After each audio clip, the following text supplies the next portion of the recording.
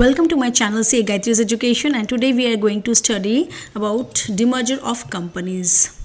What do we mean by demerger of companies? We will discuss by giving some examples, and also we will see what are the benefits of demerger of companies. Okay, let's start. चलिए शुरू करते हैं कि demerger of companies क्या है और demerger of companies कुछ example के साथ पढ़ेंगे, साथ में उनकी क्या benefits हमें मिलते हैं demerger of companies होने से. What is demerger? A demerger is the process of separating business units or divisions into independent entities. एक बड़ा separating of business units, business unit को बड़ा unit को छोटे छोटे parts में divide कर देंगे into divisions और independent entities. छोटे छोटे entities की for example big company divided into small companies. This can occur for various reasons such as focusing on core business activities. अब दोनों unit अलग अलग कर दिए, अब दोनों अपने अपने for example a company is X and X is divided into Z and Y. Abhi Z and Y can focus on their own business activities, core activities, okay, improving operational efficiency or creating distinct market entities. Okay, here are for some examples. Let's see what are the examples given. HP and Agilent Technologies 1999 में क्या था? Before demerger वो क्या थे? Hewlett Packard HP was a technology company with diverse operations, right? वो 1999 demerger होने के आगे इसका ये नाम था Hewlett Packard, and after it was a technology company.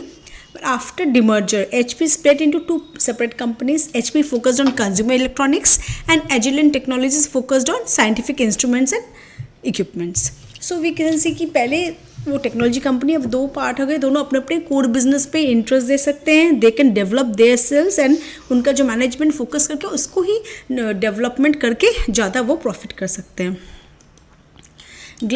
GlaxoSmithKline GSK and Glaxo welcome 1995 में इसका डिमर्जर हुआ था. Before demerger GSK was a pharmaceutical conglomerate. ठीक है, डिमर्जर होने के बाद GSK demerged creating two independent companies, one focused on research and the other on production and marketing.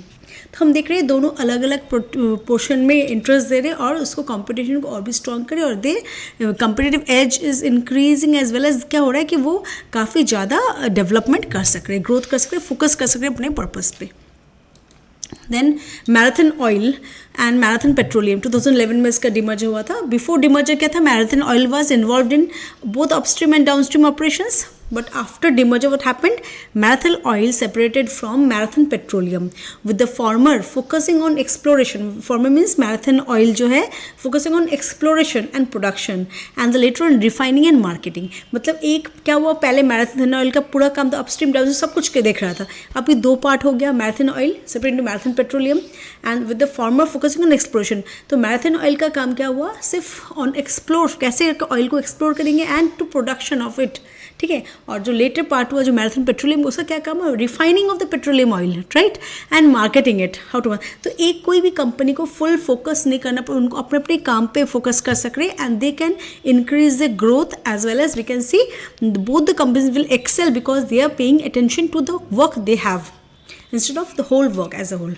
ठीक है, demergers are strategic decisions. They are strategic decisions because that companies make to streamline their operations. Okay, enhances shareholder value and adapt to changing market conditions. और marketing conditions के साथ वो adapt क्यों कर सकते हैं? क्योंकि they are in parts and they both can focus on their work. They can take their own strategies. They can do the work and the required resources what they have in with them. With that, they can make out the value at a more access better position than they were when in a merged form.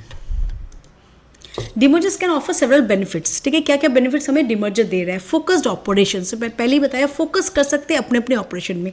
डिमर्जर्स allow companies to focus on the core business operations, enhancing efficiency and strategic focus. मैंने वो strategically तय कर सकते कौन सा purpose उनका पूरा काम नहीं करके what portion they have with them, enhancing in that and also increasing value of that portion. ठीक है, so focus operations they can start. Second है shareholders value. How shareholders value increase by demerger?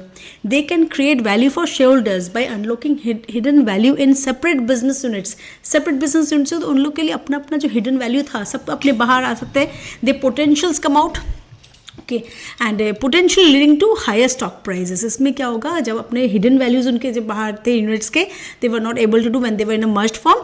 Demerge होने में क्या हुआ, those hidden values were unlocked and separate business units emerged out who are more leading to higher stock price भी increase हुआ and so we can see the share value holders value increased, right.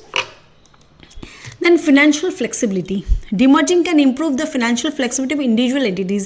अब A and B दो, अभी जैसे हमने marathon oil का किए दो पोर्शन, ठीक है, दोनों का एक का काम हुआ क्या, ओनली एक्सप्लोरेशन एंड प्रोडक्शन था, दूसरे वाला का काम क्या हुआ, marathon petroleum refining and marketing. So they can improve the financial, what finance they have, with that they can increase their entities production or growth, okay, enabling them to pursue the unique financial strategies. और क्या जो financial strategies वो fit करेंगे उसी पे वो focus भी कर सकेंगे और साथ में उसको लेके भी चल सकेंगे, तो so that they don't have to have the scarcity of resources or scarcity of fund, ठीक है। रिस्क मैनेजमेंट, सेपरेट एंटिटीज में हैव डिस्टिंक्ट रिस्क प्रोफाइल्स, ठीक है, अपना अपना रिस्क प्रोफाइल जो रहेगा, allowing share holders to choose exposure to specific risk और industries based on the preferences, ठीक है। सेपरेट एंटिटीज में हर एंटिटी का अपना अपना रिस्क रहेगा और हर डिस्टिंक्ट रिस्क प्रोफाइल रहने पे क्या होगा, शेयर होल्डर्स के पास चॉइस है कि वो अपने को किस रिस्क पे एक्सपोजर करना चाहे या किस पे ना करना चाहे, ठीक है, और industry based on the preference, जिसको वो प्रेफरेंस करेगा उसमें वो पैसा को लगाएगा share holders, right. So risk management is also a benefit of the demerged firm. Then we have improved management focus.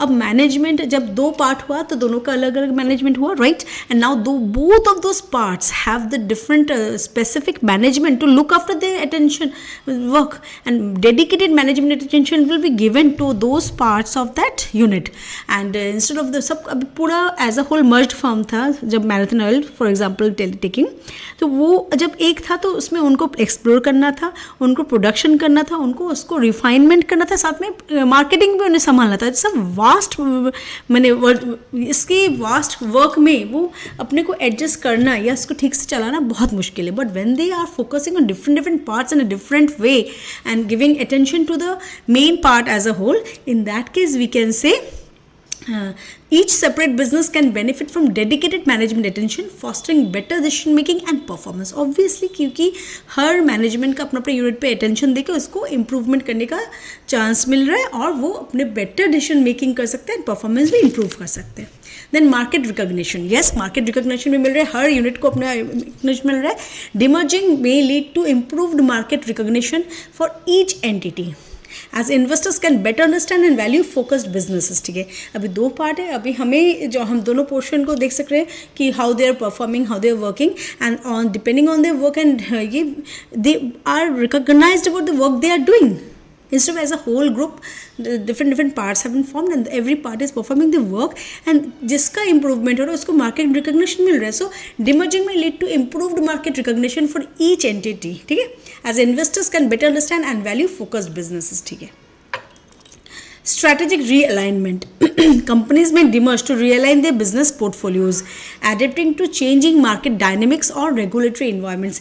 बहुत से टाइम में बहुत सारे regulatory environments में हमें फेस करना पड़ता है, तो उसमें क्या है, कुछ regulations है जो एक अभी एक for example take a company Z, उसका डिमर्ज हुआ है, दो पार्ट्स हुआ है A B, राइट। अभी A के ऊपर कुछ regulations है जो उसको फॉर एग्जांपल उसका कोई वर्क वहाँ पे अलाउड नहीं है इन अ पर्टिकुलर एरिया, तो वो रेगुलेशंस ए को ही मानना पड़ेगा, not B.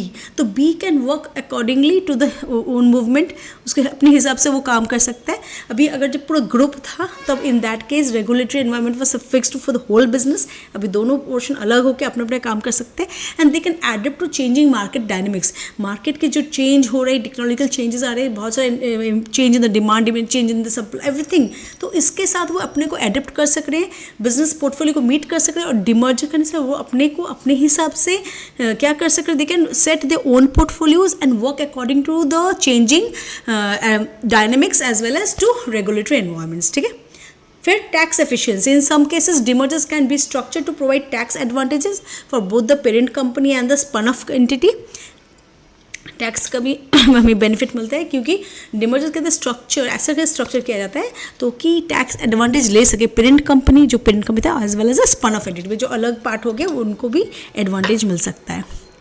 enhanced competitiveness, yes, separating businesses can lead to increased competitiveness as each entity tailors its strategies and resources to its specific market demands. अब resources हम अब जानते हैं, we in our economy the resources are scarce, ठीक है, scarcity is what, limited resources but the wants are unlimited, right? तो इस time में हम जब अलग अलग पार्ट है, we have our own resources, we have our own finance, we have our own strategies. तो हम अगर अपनी स्ट्रैटेजी के हिसाब से चलेंगे, रिसोर्सेज को उसी में लगाएंगे तो कि that can be use better, extremely betterment of our own industry, our part. तो अगर each entity is tailoring its own strategies, अपना अपना स्ट्रैटेजी बना रहा है, अपने पास जो उसके पास रिसोर्सेज है अपने स्पेसिफिक मार्केट के डिमांड के हिसाब से उसको यूज़ कर रहा है और अपना बेटरमेंट कर रहा है, ठीक है. सो क्या हो रहा है, एनहेंस्ड कम्पिटिटिवनेस, सब में अपना अपना कम्पिटिटिवनेस भी आ जा रहा है, इट इज़ इंक्रीज्ड, ठीक है.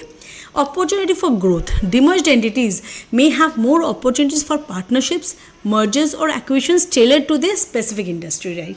अब अपॉर्चुनिटीज फॉर ग्रोथ के अपॉर्चुनिटी भी उनको बहुत सारे मिल रहे हैं. अभी एक इंडस्ट्री है जो मर्जर होने के टाइम में it was doing all types of work, ठीक है, but after demerger they are free to for partnerships. वो अपने टाइप के कंपनीज के साथ पार्टनरशिप्स में जा सकते हैं, मर्ज कर सकते हैं या एक्वेशंस भी कर सकते हैं, कोई छोटी कंपनी को एक्वेशन कर सकते हैं तो कि अपना बिजनेस को बढ़ाने के लिए. So depending on the specific industry type, उसका जो अपना काम है उसके हिसाब से वो किसी और के साथ भी मर्ज कर सकता है, किसी और के साथ पार्टनरशिप में जा सकता है, एज वेल एज एक्वायर कर सकता है दूसरी कंपनी को, ठीक है, depending on the specific industry in which it is, ठीक है. So these are the 10 benefits which we are getting when the company is demerged, ठीक है. मर्जर्स के जैसे कि बहुत सारे बेनिफिट्स है. So we see that demerger के भी बहुत सारे बेनिफिट्स है जिसके लिए कंपनीज डिमर्ज करते हैं अपना बेटरमेंट के लिए, अपना ग्रोथ के लिए, एंड सो दैट सबसे पहले उनका रिस्क मैनेज होता है, उनका मैनेजमेंट को फोकस अटेंशन देने को मिलता है, and each entity can excel out as a better and wonder working unit, ठीक है. तो हर किसी को अपना अपॉर्चुनिटी मिलता है ग्रोथ के लिए, परफॉर्मेंस वो बहुत ज़्यादा अच्छा दे सकते हैं और competitively they give a very much nice work than when they were in a merged form, right.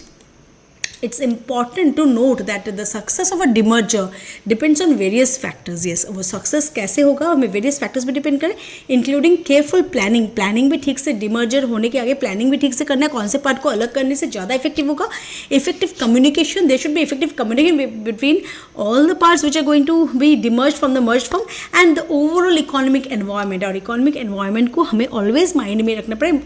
We have to take a mindful decision according to the economic scenario, economic environment, as well how we will work together. So everything depends upon a careful planning and decision making, ठीक है. So this was what we meant by demerger. What are the some examples we discussed, and what are the advantages of demerger. Thank you.